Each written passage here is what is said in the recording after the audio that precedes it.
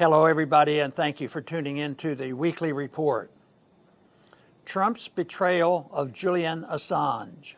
One thing we've learned from the Trump presidency is that the deep state is not just some crazy conspiracy theory. For the past 3 years, we've seen that deep state launch plot after plot to overturn the election. It all started with former CIA Director John Brennan's phony intelligence assessment of Russian involvement in the 2016 election. It was claimed that all 17 U.S. intelligence agencies agreed that Putin put Trump in office, but we found out later that the report was cooked up by a handful of Brennan's hand-picked agents. Donald Trump upset the Washington apple cart as presidential candidate, and in so doing, he set elements of the deep state in motion against him. One of the things candidate Donald Trump did to paint a deep state target on his back was his repeated praise of WikiLeaks, the pro-transparency media of organizations headed up by Australian journalist Julian Assange.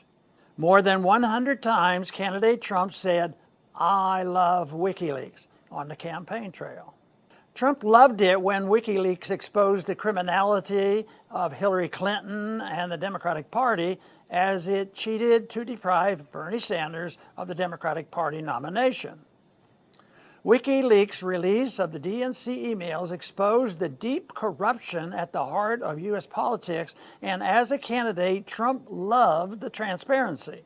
Then Trump got elected.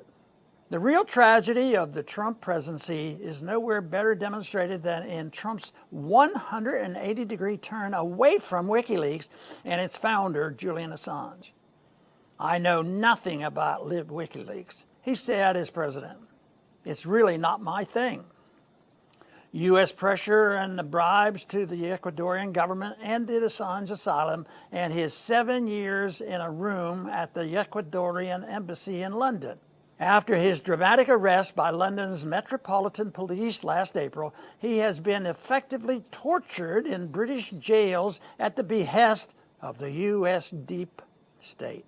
Today, Monday, the 24th of February, Assange faces an extradition hearing in a UK courthouse. The Trump administration, led by a man who praised Assange's work, seeks a show trial of Assange worthy of the worst of the Soviet era. The U.S. is seeking a 175-year prison sentence.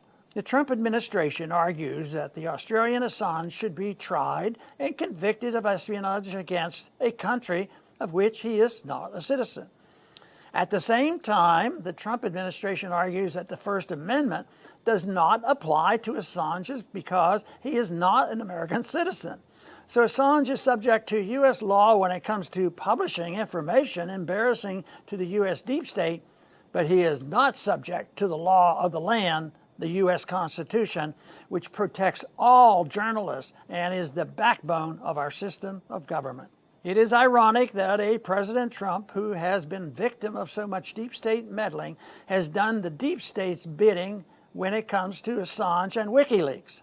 President Trump should preempt the inevitable U.S. show trial of Assange by granting the journalist blanket pardon under the First Amendment of the United States Constitution.